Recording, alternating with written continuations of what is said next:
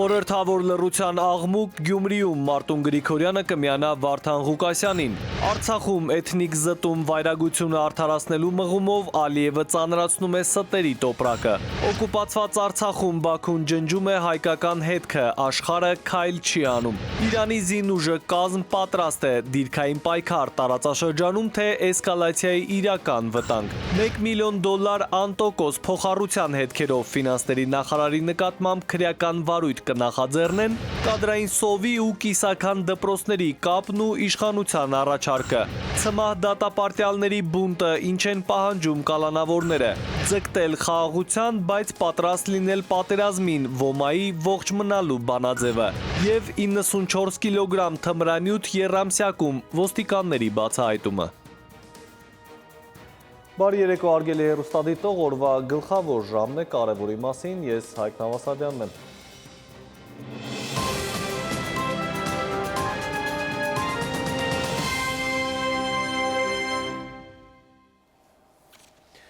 Հայաստան-Իրան սահմանը Թեհրանի կարմիր գիծն է, Իսլամական Հանրապետությունը հատկապես վերջին օրերին ավելի հաճախ է հիշեցնում պաշտոնական դիրքորոշումը։ Մինչդեռ ըստ մասնագետների Բաքուն ատամները սրած հարմար առիթի է սպասում, որ նախահարձակ լինի Սյունիքի ուղղությամբ, իսկ հարմար առիթ կարող է լինել, եթե Միացյալ Նահանգները բացահայտ հարձակում սկսի Իրանի նկատմամբ։ Արանքում Ալիևը միջազգային համաժողով է հրավիրում, իր մտքի թռիչքներով հայկական օկուպացիայի հասնում։ Որքան Իրանի դեմ Իսրայելա-ամերիկյան կոալիցիայի օղակը սեղմվում է, այնքան Ալիևի կատարը տաքանում է։ Իսրայելի Միացյալ Նահանգների ու Ադրբեջանի մամուլը գրեց, թե նա հրեական լոբբիի միջոցով փորձում է սողոսկել Թրամփի վարչակազմ, որ համոզի 907 բանաձևը հանել, որ իրեն զենք տան եւ ինքը կմիանա ԱՄՆ-ին ընդդեմ Իրանի։ Իրանի նախագահի խորհրդականի հետ հանդիպմանն էլ բարեկամական ռևերանսներ էր անում Թեհրանին։ Կեցվածքը հասկանալի է, չեզոքություն ցուցադրեց, հերու դիրքավորվեց Միացյալ Նահանգների Իսրայել դաշնակցությունից լոյալության համար Իրանից Հարավկովկասում գին ակնկալելով։ Իրանը սակայն հաստատակամ է, գրեթե ամենօրյա ռեժիմով է թարմացնում Ալիևի հիշողությունը։ Սյունիքի մարզին առնչվող իրավիճակը փոխկապակցված է Իրանի շահերի հետ։ Սահմանների ցանկացած փոփոխություն Թեհրանի համար անընդունելի է։ Ամենակարևոր պահը նա, որ ինչի մասին կպայմանավորվեն Ամերիկան եւ Ռուսաստանը, Ամերիկան եւ Թուրքիան եւ Ռուսաստանը Հարավային Կովկասի մասով, որովհետեւ եթե Հարավային Կովկասի խաղացողները այս պահին խոսքը գնում Ադրբեջանի եւ Թուրքիայի մասին մնան ինքնուրույն, ես ոչ մի չզսպիչ սահմանապակի իրանք կհարվածեն։ Ռազմաքաղաքական բալանսն է մատնացույց անում մասնագետը, նկատում է Բաքուն ամեն օր է զարկ տալիս ռազմական հռետորաբանությանը, աչքը տնկած Իրանի վրա հարձակմանը։ Ամեն օր մի նոր վերջնագիր, մի նոր բան է դնում սեղանին։ Ալիևն այսօր էլ միջազգային համաժողով է հավաքել Ադրբեջանում ու Արցախում իր վայրագություններն ու էթնիկ զտումն արդարացնելու համար էլի շարել է ստերի շարքը։ Հավաքվածներին մոլորեցնում է հայկական օկուպացիա ձևակերպումն առաջ բերում։ Մենք սեփական ներդրումներով մեծացնում ենք մեր հիդրոէներգետիկ ներուժը, հատկապես հայկական օկուպացիայից ազատագրված Արևելյան Զանգեզուրի եւ Ղարաբաղի շրջաններում։ Արցախի հայաթափումից, հարյուրավոր հայկական հեկերի զավթումից, էթնիկ զտումից միջազգային այս հավաքում Ալիևը չի խոսում, բայց միջազգային մասնագետները կատարվածը քրեական հանցագործություն են որակում առանց վարանման։ Գերմանական Ռոստոկի համալսարանի պրոֆեսորը միանշանակ է էթնիկ զտում որակում։ Անհրաժեշտ է տարբերակել քաղաքական ու իրավական հարցերը։ Քաղաքական առումով կարող եք ասել, որ եղել են էթնիկ զտումներ, բայց դա իրավական տերմինոլոգիայում գործածական ձևակերպում չէ։ Քրեական հանցագործություններ եղել են։ Էթնիկ հայերին տեղահանել են ուժի կիրառմամբ։ Պաշտոնապես ինչ պահանջեցին Հասան Ուզածին, բայց մեկ է, էլի չեն ստորագրում խաղաղության փաստաթուղթը։ Ստերի տոպրակն են ծանրացնում, փնթփնթում։ Հիմա էլ ԱԳՆ խոսնակ Հաջիզադեն դժգոհում է Հայաստանից ստացած ականապատ դաշտերի քարտեզների ընդամենը 25% է ճիշտ ասում է։ Ականների վրա պայթյունների 55%-ը տեղի է ունեցել այն տարածքներում, որոնք ընդգրկված չեն եղել այդ քարտեզներում, բողոքում է ադրբեջանցին։ Ասում է Հայաստանի տված քարտեզներով շուրջ 400,000 ական կա, բայց Հաջիզադեն պնդում է, թե ականների թիվը հասնում է 1.5 միլիոնի։ Օրը մի բան են մոգոնում, թե էլի ինչ կերկնեն, Աստված գիտի։ Սիրանուշ Մուրադյան, ժամը լրատվական։ Թեթև բոց ու ԱՄՆ-Իրան բախումը անխուսափելի է, Վաշինգտոնը շարունակում է նոր ռմբակոծիչներ տեղակայել Հնդկական օվկիանոսի Դիեգո Գարսիա կղզում գտնվող ամերիկա-բրիտանական ռազմաբազայում, փորձագետները սա արդեն պատերազմից մեկ պակաս են համարում։ Թեհրանը վճռական է, պատրաստ է հակահարված տալ, եթե Թրամփի ձեռքը հասնի Իրանին ուղղված հրթիռների կոճակին։ Վերջին զարգացումներին Տիգրանուհի Կուրղինյանն է հետևել։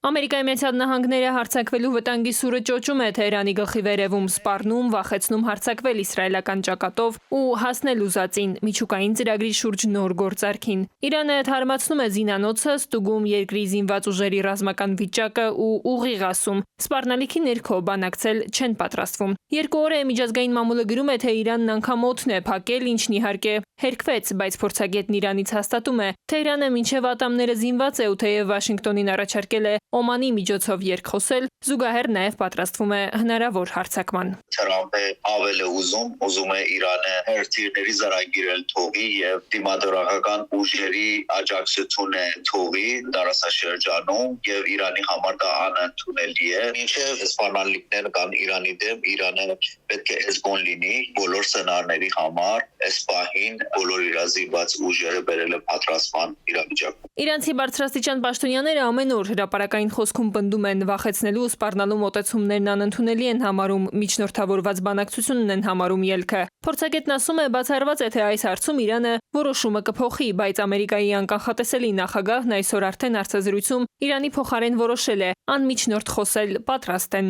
Մոռացեք նամակների մասին, ես կարծում եմ, որ նրանք ցանկանում են ուղիղ բանակցություններ վարել։ Իրանը ցանկանում էր միջնորդներ օգտագործել, կարծում եմ, որ դա իրոք անհրաժեշտ չէ։ Նրանք անհանգստացած են, կարծում եմ, որ նրանք իրենց խոցելի են զգում, եւ ես չեմ ուզում, որ այդ զգացողությունն ունենան։ Հնարավոր ռազմական սցենարի մասին խոսելիս քաղաքագետը նաև տարածաշրջանային այլ զարգացումներ է կանխատեսում ու կարծում է, թե բախումը չի սահմանափակվի Իսրայել-Իրան ճակատով։ Ասում է, բացված պատուհանը բաց չի թողնի նաև Ադրբեջանը։ Եթե Իրանը մի բախ թույլանա, այդ վտանգը կա, որ Ադրբեջանը իր նեգերդումները իրականացնի եւ հնարավոր է Իսրայելը երկրորդ ճակատը ուզենա բազի Իրանի դեմ Անդրկովկասի, տեսնում ենք, որ զենք են գուտակում Ադրբեջանում, դա միայն Հայաստանի համար չի։ Առհասարակ թուրքական երկու պետությունների Ադրբեջանի եւ Թուրքիայի համար թուլացած Իրանը մեծ երազանք է, ինչը չեն էլ թաքցնում։ Այդ ընթացքում Միացյալ Նահանգները հավելյալ ուժեր է ուղարկում Մերձավոր Արևելք։ Տարածաշրջանում պայթունավտանգ իրավիճակ է ու գրեթե անկանխատեսելի։ Զենքի թե խոսքի ուժին կդիմեն փաստացի հակամարտող կողմերը։ Տիգրանուհի Կուրղինյան, ժամը լրատվական։ Իսկ այս ընթացքում օկուպացված Արցախում աշխարհի աչքից հեռու Բաքուն ջնջում է հայկական հետքը։ Միայն վերջին 4 տարվա ընթացքում արդեն ավելի քան 500 հայկական պատմամշակութային կոթող են ոչնչացրել, ու սա միայն բացահայտված դեպքերն են։ Միացյալ Նահանգների միջազգային կրոնական կազմակերպությունը ակնկալում է, որ կոնգրեսը լսումներ կանցկացնի Ադրբեջանում այդ երկրում կրոնական ազատության խնդրի շուրջ։ Ջնջում, ավերում ու ոչնչացնում է Ադրբեջանը հայկական պատմամշակութային հուշարձանները բռնազավթված Արցախի տարածքում։ Միացյալ Նահանգների միջազգային կրոնական ազատության հանձնաժողովն է 2024-ի տարեկան զեկույցում անդրադարձել խնդրին։ Ավելին կոչ է արել ԱՄՆ կառավարությանը պատժամիջոցներ սահմանել Ադրբեջանի կառավարական կառույցների դեմ, անկախ միջազգային դիտորդական առաքելություն ապահովել մշակութային եւ կրոնական ժառանգության վայրերը հետազոտելու եւ փաստաթղթավորելու համար։ Նման փաստերը բավականին կարևոր են մի Յավումներով եւ տեղեկատվական դաշտում համապատասխան պայքար տանելու թեմայի հետ կապված իրազեկվածության աստիճանը բարձրացնելու եւ իրավական դաշտում կարևոր գործիք կարող է հանդիսանալ համապատասխան դատական պրոցեսներում։ Զեկույցում հիշատակվում է նաև Freedom House իրավապաշտպան կազմակերպության ուսումնասիրությունը, ըստ որի Ադրբեջանը հայ բնակչությանը Ղարաբաղից ամբողջությամբ տեղահանելու եւ նրանց մշակութային ու պատմական ներկայության հետքերը ոչնչացնելու համակարգված ռազմավարություն է իրականացնում։ 2024 թվականը մշակութային արժեքների ոչնչացման ծավալներով խիստ ահագնացող էր։ Այս պարագայում այս զեկույցը շատ ավելի կարևոր է, քանզի շատ ակրկտորեն է անդրադառնում եւ շատ ավելի ուղիղ հասարակական է անդրադառնում Ադրբեջանի կողմից արդեն մարդու իրավունքների խախտումներին կապելով դաժառանգության հետ եւ նաեւ շեշտադրում է վերադարձի իրավունքի եւ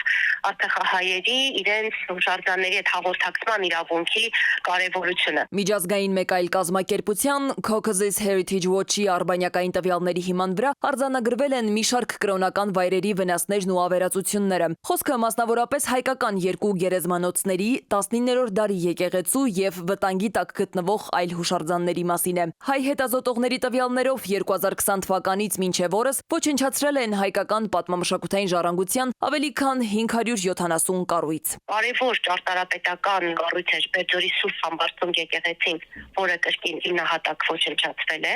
Բացի դա նաև Կանաչ ժամ Սուրբ Հովհաննես Մկրտչի եկեղեցին է հիմնահատակ ավերվել եւ այս դեպքում կարևոր է շեշտադրել, որ Կանաչ ժամի հետ կապված ժառանգության խոշտանգում է նաև, որովհետև սկզբում նրանք պայթեցրին եկեղեցու գմբեթը, համարեցին ռուս ուղղափառ, այնուհետև Կանաչ ժամը համարեցին աղվանական եւ հետո կողմնորոշվելով թե յուրացման ինչ քաղաքականություն ընտրեն, այն հիմնահատակը կետին հավասարեցին։ Միացյալ Նահանգների միջազգային կրոնական ազատության հանձնաժողովն առաջարկում է նաև, որ ԱՄՆ կոնգրեսը լսումներ անցկացնի Ադրբեջանում կրոնական ազատության խնդրի շուրջ։ Միջազգային հանրությունը սկսել է ֆիքսել հայերի դարավոր ժառանգությունը, պատմությունը, ցինիկաբար ջնջում է Ալիևը։ Հարցնում են մասնագետները, իսկ երբ կձայնեն այս մասին մեր իշխանությունները։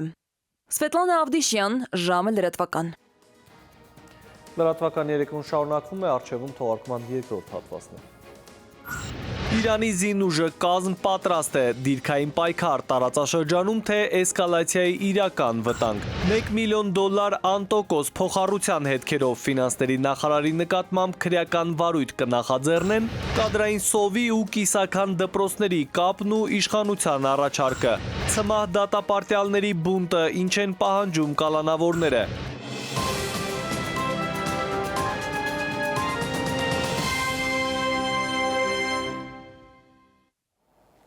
Մենք կրկին ուղիղ եթերում ենք, շարունակենք թողարկումը։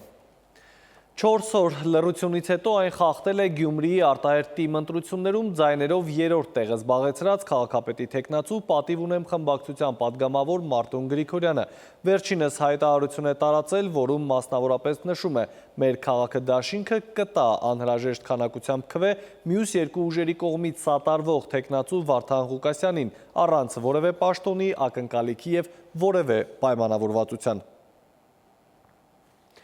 Տեխնիկական անճշտություններ, թե ունեցածը միտումնավոր կոծկելու փորձ, որ պարզապես ջրի երես է դուրս ելել։ Խոսքը վերաբերում է ֆինանսների նախարարին ու նրա ունեցվածքին։ Փոխնախարար նշանակվելիս 2021-ին Հովհաննիսյանը $1 միլիոն անտոկոս վարկ էր ստացել, հետո ինչ որ ընկերության 100% բաժնետոմսերի սեփականատեր դարձել, բայց 2 տարի անց հայտարարագրում չի նշել ընկերության մասին, որը արդեն մորեղբոր անունով է գրանցվել։ Ֆինանսների նախարարի կոռուպցիոն ռիսկ պարունակող արարքների առնչությամբ քրեական վարույթ կնախաձեռնեն։ Հակակոռուպցիոն կոմիտեն հրաժարվել էր քրվարույթ նախաձեռնել։ Գլխավոր դատախազությունը հակակոռուպցիոն դատարանը մերժել էին փաստաբանական խմբի ներկայացրած բողոքները։ Ի վերջո, փաստաբանական համայնքի համար պայքարի արդյունքում վերաքննիչ հակակոռուպցիոն դատարանը բեկանեց հակակոռուպցիոն դատարանի փետրվարի 27-ի որոշումը եւ դրան փոխարինող դատական ակտ կայացրեց։ Վարույթի հանրային մասնակցի վրա դնելով քրեական վարույթ նախաձեռնելու պարտականությունը։ Սրանք հարցեր են, որոնք մեր կարծիքով կոռուպցիոն ռիսկեր են պարունակում։ Վերաքննիչ հակակոռուպցիոն դատարանը գտել է, որ G-Coder ընկերության վերաբերյալ ներկայացվել է պատշաճ հաղորդում։ Փաստաբանի ձևակերպմամբ ֆինանսների նախարարի տեղակալի պաշտոնին նշանակվելու օրը 2021-ի օգոստոսին Վահե Հովհաննիսյանը ստացել է $1 միլիոն անտոկոս փոխառություն եւ $50,000 նվիրատվություն ու գնել Caritas Italiana ընկերության 100% բաժնետոմսերը։ Հիմա բարձ հարցեր են ծագում։ Ով էր, որ իրեն $1 միլիոն փոխառություն տվեց անտոկոս, ինչու է չափի այդ մեծ գումարի փոխառություն են տվել, ով էր, որ $50,000 նվեր է տվել պետական չինովնիկին։ 2021-ի հայտարարագրերով այդ ընկերության բաժնեմասը պատկանում է Վահե Հովհաննիսյանին։ 1 տարի անց սակայն Caritas Italian ընկերությունը վերակազմակերպվել եւ դարձել է G-կոդեր։ Արա Զոհրաբյանը տեղեկացրեց, որ Վահե Հովհաննիսյանի նույն տարվա հայտարարագրում նշված է, որ տարվա վերջում դեռ դրա բաժնետոմսը $1,50,000 չափ մնացել է 2023-ին, սակայն հայտարարագրում այդ բաժնետոմսերն ըստ Զոհրաբյանի անհետացել են։ Բաժնետոմսերը կան, ցուցետրում տարվա սկզբում կա, հետո տարվա վերջում գրում ես չկա ու չլինելու դեպքում մյուս բաժիններից երևում է ինչ է եղել այդ բաժնետոմսերի ճակատագիրը, գումար վճարել են, չեն վճարել, այսինքն այդ անհետացումը նշվել է, նաև ցույց տալու որ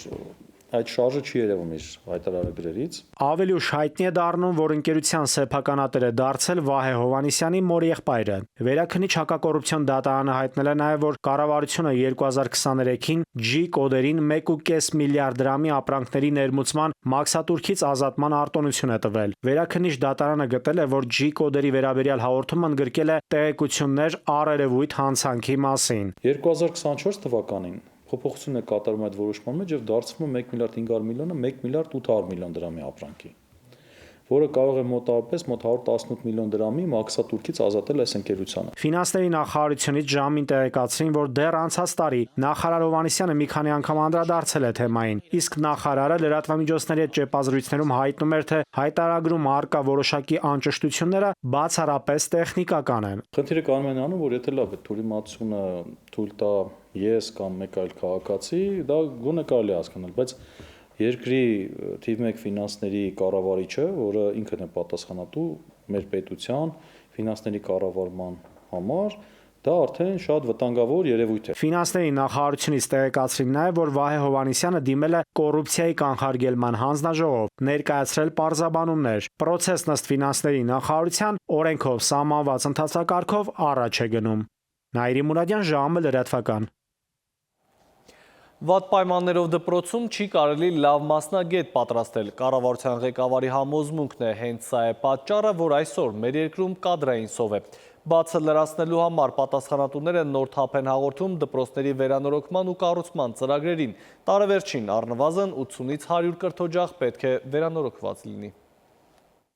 Երկրում դպրոցների 70-ից 80%-ը կիսավերված է արձանագրում է Փաշինյանը եւ այս խնդիրն ուղիղ կապում երկրում կադրային սովի հետ։ Ասում է կադրային ճգնաժամ է, կրթական փորձագետը այստեղ չի հակադրվում վարչապետին։ Ասում է նման անբարեկարգ կրթական համակարգում բարդ է ստանալ որակյալ կրթություն եւ դառնալ որակյալ մասնագետ։ Սա է թերևս պատճառներից մեկը, որ երեկվա կառավարության նիստում կառավարության ղեկավարը բարձրաձայնեց նաեւ կադրային սովի մասին, որովհետեւ լավ կադրեր կարող են պատրաստվել հենց դպրոցից սկսած, բայց վերջի 6-7 տարվա ընթացքում այն մարդիկ, որոնք դպրոցները ավարտել են, բուհերը ավարտել են եւ հիմա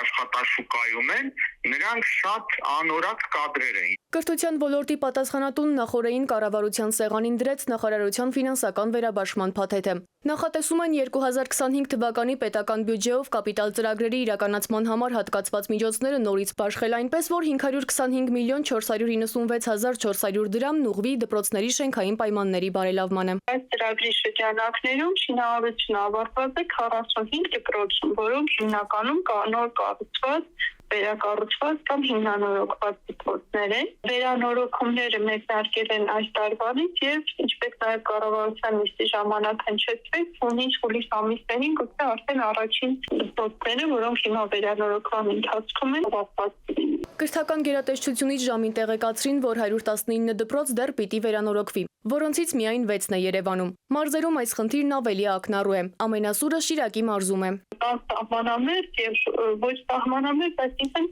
որպես սկզբունք այս դպրոցների ինտեգրացիան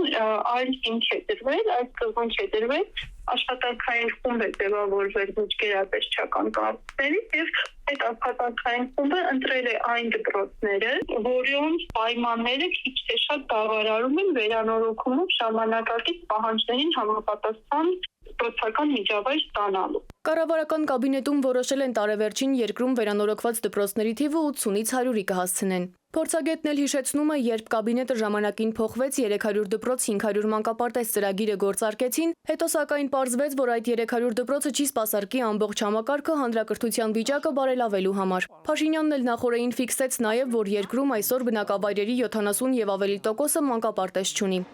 Սիլվի Մուրադյան, ժամը լրատվական։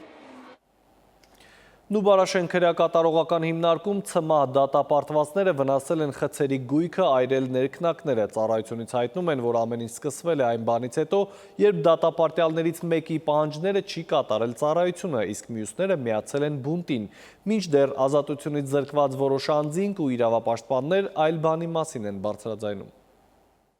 Մշտապես բաց պահել կերակրադռնակը, օրենքով սահմանված զբոսանքի ժամանակը երկարացնել։ Այսպիսի պահանջներ են ներկայացրել Նուբարաշեն քրեակատարողական հիմնարկի կալանավորները ղեկավարությանը։ Քրեակատարողական ծառայությունից սակայն հայտնում են, որ կալանավորների պահանջներն անօրինական են։ Քրեակատարողական ծառայությունից ասացին նաև, Նուբարաշենի դատապարտյալներից մեկը նպատակ ունենալով ձեռք բերել առավելություններ այլ ազատազրկված անձանց նկատմամբ, տևական ժամանակ խաթարել է հիմնարկի բնականոն աշխատանքը։ Բարբերաբար ներկայացրել է անօրինական պահանջներ եւ մյուս ազատազրկվածներին էլ հրահրել է այդպիսի անօրինականությունների։ Քրեակատարողական ծառայությունը քննելով վերօրյալ տեղեկությունները քրեական ենթամշակույթի եւ այլ անօրինականության դեմ պայքարի շրջանակներում որոշում է կայացրել անօրինականություններ ու պառակտում հրահրող դատապարտյալին տեղափոխել այլ քրեակատարողական հիմնարկ։ Իրավապաշտպաններն այլ բողոքներ են ստացել հենց կալանավայրից։ Օրինակ դատապարտյալները բողոքել են, որ իրենք ապահովված չեն մինիմալ հիգիենայի պայմաններով, նույնիսկ լողանալու հարմարություններ չկան։ Իրանք պահանջ են ներկայացրել, որ լավ կլներ, որ իրանք լողանային։ Պայմանները մինիմալ բավարարված չեն այնտեղ։ Իհարկե չէ։ Մենք ամեն ինչ անում ենք, որպեսզի մենք պայմանները բարելավենք, որպեսզի մարդիկ կարողանան արժանապատիվ կերպով գտնվեն անազատության մեջ եւ իհարկե չենթարկվեն կողմնակի որևէ ազդեցության։ Իրավապաշտպան Ալեքսանյանին անազատության մեջ գտնվողներն են պատմել, որ դիմակավորված անձինք մտել են ՑՄԱ դատապարտյալների խցեր ու ծեծել նրանց։ Լու տարածվեց, որ կալանավորներից երկուսը կոտրվածք ունեն։ Հիմնարկի բուժանձնակազմի կողմից իրականացված ռենտգեն հետազոտության արդյունքում վերջիններիս մոտ կոտրվածքներ չեն հայտնաբերվել։ Հաղորդագրությունը, որը տարածել է քրեակատարողական ծառայությունը, չի համապատասխանում իրականությանը։ Այսինքն այն պատկերը չի արտացոլում, ինչ որ տեղի է ունեցել այդ ջարդի ժամանակ։ Ինչ վերաբերում է այն հանգամանքին, որ ծեծում են եւ այլն, կարծում եմ, որ դա ուղղակի չի համապատասխանում իրողությանը։ Վերջին մի քանի ամիսների ընթացքում քրեակատարողական հիմնարկներում արտակարգ դեպքեր հաճախակի են գրանցվում։ Բողոքում են սահմանված ժամկետից ավելի կալանքի տակ գտնվողները։ Եղան նաև ինքնասպանության դեպքեր։ Վերջերս էլ Արմավիր քրեակատարողական հիմնարկում երկու կալանավոր հացադուլ հայտարարեցին։ Նրանցից մեկը առողջության հետ կապված է խնդիրներ ունեցել ու դժգոհել սպասարկումից։ Մյուսը քրեական գործի ընթացքից է բողոքել։ Նաիրի Մուրադյան, ժամը լրատվական։ Շարունակենք հավատարիմ ոչ միայն Հիպոկրատի երդմանը, այլև էթիկայի նորմերին սանիտար թե բժիշկ բուժ հիմնարկում պարտադիր պետք է հետևի էթիկայի նորմերին, խախտի կպատժվի։ Բուժառուին պետք է ժամանակին ու պատշաճ սպասարկել, պատասխանել հարցերին, իսկ ինչ է արձանագրել հանձնաժողովը, տեսանյութում։ 5 բուժաշխատող խախտել է մասնագիտական էթիկայի կանոնները, այդ դեպքերը քննող նորաստեղծ հանձնաժողովի արձանագրումն է։ Տեղեկացրել են բուժկենտրոններին աշխատանքային օրենսգրքով սահմանված կարգապահական պատասխանատվության կարող են ենթարկել նկատողություն, խիստ նկատողություն, բուժօգնության եւ սպասարկման լիցենզիայի կասեցում։ Բոլորին էլ մեր հանձնաժողովի նպատակը չի որևէ կոնկրետ բուժաշխատողի պարտադիր պատասխանատվության կանչելու եւ բոլորովին այդ նպատակը էթիկայի հանձնաժողովներ աշխարհում ընդհանրապես չունեն։ Սա մեր գործի ընդամենը վերջի, թերևս ամենացավալի մասն է, բայց հիմնական մասը վերաբերում է նրան, որպեսզի մեկ գործի քննության արդյունքում վարքագիծ փոխվի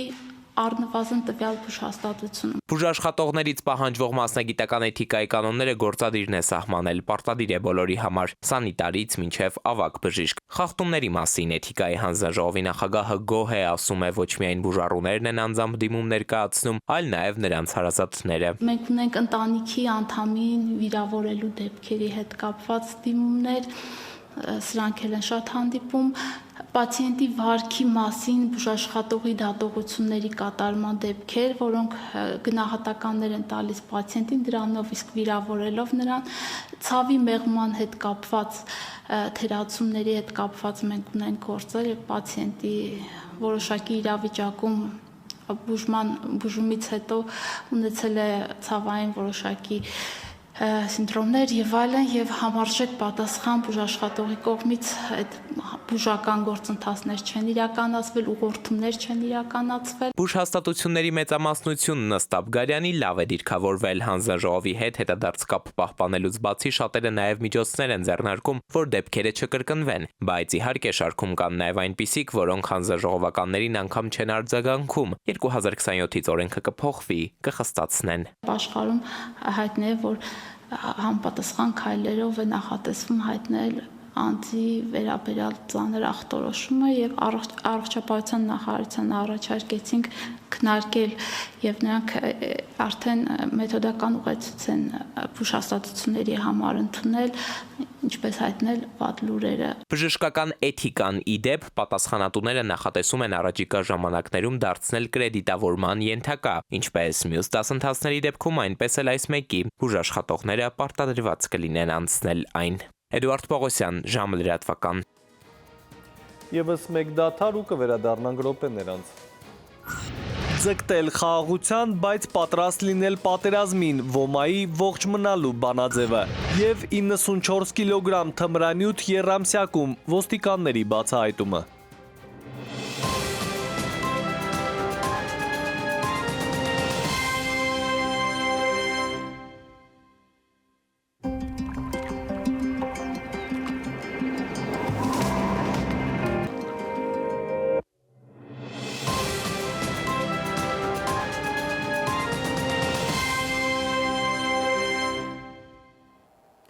Մենք վերադարձանք, դուք դիտում եք ժամի գլխավոր թողարկումը։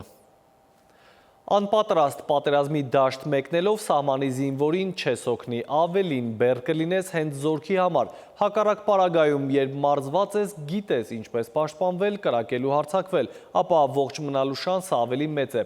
Այսպես արդեն 10 տարի Ոման շարունակում է մարզել մեծ ու փոքրի Հայաստանի տարբեր շրջաններում։ Փաստավավերագրական ֆիլմ նվիրված միշտ պատրաստ մարդկանց։ Աղավնին է խաղաղության խորհրդանիշը, սակայն խաղաղություն բերում են արծիվները։ Ու այսպես արդեն 10 տարի ողջ մնալու արվեստը Ոման ցույց է տալիս խաղաղության հաստատման միակ ճիշտ ճանապարհը՝ միշտ պատրաստ լինել պատերազմին, գրիչների փոխարեն զենք ձեռքին։ Պարապմունքներ ենք անում մեր գյուղի ժողովրդի հետ, տղաների աղջիկների հետ ու պատրաստվում ենք խաղաղության։ Խաղաղությունն էլ արվեստ է, վստահ են միշտ պատրաստ մարդիկ, ու ամենևին էլ պատահական չէ, որ իրենց գործունեության առաջին տասնամյակն ամփոփող փաստավավերագրական ֆիլմի վերնագիրն էլ հենց դա է՝ միասնության, սովորելու ու պաշտպանելու ուղերձով ինքդ քեզ, ընտանիքդ, տունդ ու հայրենիդ։ Մեծ ընտանիք ազգի մասին է խոսքը, որը որ բջիջներից է, ասենք, ոնց որ ասած բաղկացած, այդ բջիջները սկզբից ընտանիքը, փոքր ընտանիքներն են, ասենք, այն մարդկային փոքրիկ սոցիումները, որ մենք հենց ընտանիք ենք անվանում, եւ ավելի փոքր բջիջ կա մարդը։ Պիտի պարապած մարզված լինես, որովհետեւ եթե դու անօգնական չես թողում քո ազգականներին, քո ընտանիքը եւ չես փախնում, գնում ես մարտի դաշտ, բայց պատրաստված չես, դու բեռ ես դառնում քո ազգի համար։ Ոչ թե մեղադրել չիմանալու համար, այլ սովորեցնել, ահա թե ինչ է պետք անել։ Միակարծիք են ֆիլմը ստեղծողները, հատուկ են ընդգծում։ Ֆիլմը մի հատ կարևոր մեսիջ ունի, որ այդ գործով, ասենք, այդ ողջ մնալու արվեստին տիրապետելու համար ոչ թե մարդիկ պարապ մարդիկ են, զբաղմունք չունեն, գնում են, այլ զբաղված մարդիկ տարբեր մասնագիտությունների եւ այսօր շատ պահանջարկված մասնագիտությունների մարդիկ զբաղվում են իրանցով, զբաղվում են այդ ողջ մնալու արվեստով։ Դերասան Վարդան Պետրոսյանն էլ ասում է, մեր հասարակությանն ու հատկապես հիմա պետք էր այսպիսի ֆիլմ։ Զրուցում էի տղաներից մեկի հետ, ում որը պատերազմից հետո շատ երկար պարապմունքներ անցավ եւ մասնագիտական պարապմունքներից դարձավ իսկապես բարձր կլասի մասնագետ, ասում էր պրակտիկորեն ինձ պատերազմի ժամանակ անհնար է սպանել, եթե իհարկե դա իմ ճակատագրով եկած գնդակը չի կամ արկը։ Ամեն ինչից պաշտպանվել գիտեն։ Եվ նա ասում է, ինքը հիմա սովորեցնում է։ Եթե ասում եմ մեր ժողովուրդը, այսինքն հասարակությունը գոնե իմ իմացածի 30%-ին տիրապետի, դուք չեք պատկերացնում դա ինչ որակ է արդեն։ Չհասկանալ մարդուն, ով չի սիրում ուժեղ լինել, պարտվելն ամենահիմար միտքը համարել, որ երբևէ կարելի է ունենալ։ Հերթը մյուս տասնամյակներինն է, որին ընդառաջ Ոման գնում է միայն հաղթելու մտադրությամբ։ Էդուարդ Պողոսյան, Զոհրաբ Քարամյան, ժամը լրատվական։ Այս տարվա առաջին եռամսյակում իրավապահները հայտնաբերել են ապօրինի ճանապարհով Հայաստան ներկրվող մոտ 94 կիլոգրամ թմրանյութ, սա մոտ կրկնակի ավելի է նախորդ տարվա բացահայտումների ցուցանիշից։ Իսկ ֆիզիկական անձին 2024-ին արտերկրից Հայաստան են ուղարկել մոտ 5.8 միլիարդ դոլար։ Այս եւ օրվա այլ կարևորի մասին մեկ տեսաշարում։ 2024 թվականին ֆիզիկական անձինք բանկերի միջոցով արտերկրից Հայաստան են ուղարկել 5.8 միլիարդ դոլար։ Կենտրոնական բանկի տեղեկացմամբ 2023 թվականի համեմատ դեպի Հայաստան տրանսֆերտները աճել են 2.5%-ով։ Այս թռիչքային աճը պայմանավորված էր ռուս-ուկրաինական պատերազմից հետո Հայաստան ժամանած ռուսաստանցիների հոսքով, որին հաջորդեց նաև նրանց պատկանող փողերի հոսքը։ Հայաստանից արտերկիր ֆիզիկական անձանց դրամական փոխանցումները 4.3 միլիարդ դոլար են եղել նախորդ տարվա համեմատ աճելով 7.1%-ով։ Նոր ուղղություններով ժամանող թռիչքները հնարավոր է սուբսիդավորվեն։ Ավիափոխադրողներին առաջարկվում է փոխհատուցում վճարել նոր ուղղություններով Հայաստան ժամանող 2 տարեկանից բարձր յուրաքանչյուր ուղևորի համար 15,000 դրամ Շիրակ օդանավակայանում վայրեջք կատարելու դեպքում եւ 20,000 դրամ Երևանից Զվարթնոց օդանավակայան ժամանելիս։ Փաստաթուղթը քննարկման է դրվել Իդրավթում։ Սուբսիդավորումը կտրամադրվի Հայաստանի օդանավակայաններում տեղակայված ավիաընկերություններին, որոնք թռիչքներ են իրականացնում շաբաթական առնվազն 1 անգամ։ Այս տարվա առաջին եռամսյակի բացահայտումներով հայտնաբերվել եւ արգրավվել է 94 կիլոգրամ 300 գրամ թմրանյութ, ինչը շուրջ 92%-ով ավելի է նախորդ տարվա նույն ժամանակահատվածի ցուցանիշից։ Իրավապահները կարևորում են հանրապետության սահմանային հատվածներում մեծաքանակ թմրամիջոցների մաքսանենգ ներկրման դեպքերի բացահայտումները,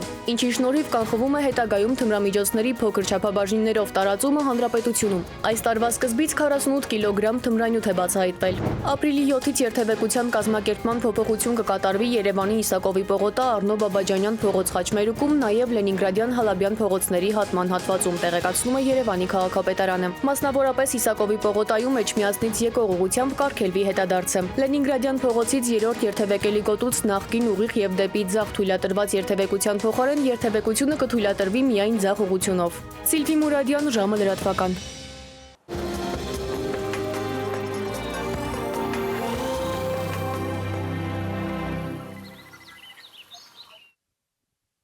Եվ թողարկման ավարտին հիդրոօթերեութաբանական կանխատեսումներ։ Եղանակի տեսության հովանավորն է Ֆերրոսի ապրանքանիշը իր հուսալի, անվտանգ եւ գերխնայող գազի կաթսաներով, որոնք պաշտոնապես ներկայացված են էքստերիեր խանութ սրահների ցանցում։ Ֆերրոսի եղանակ ստեղծող կաթսաններ։ Իսկ այժմ եղանակի մասին ավելի մանրամասն։ Շիրակում, Կոտայքում, Գեղարքունիքում, Արագածոտնի եւ Վայոց ձորի լեռներում սպասվում է 10-ից 14, Վայոց ձորի եւ Արագածոտնի նախալեռներում 18-ից 21, Լոռիում 10-ից 15, Տավուշում կլինի 16-ից 19 աստիճան ջերմություն։ Արարատում, Արմավիրում 18-ից 21, Սյունիքի Հովիտներում 17-ից 20, Սյունիքի նախալեռներում սպասվում է 13-ից 17 աստիճան ջերմություն։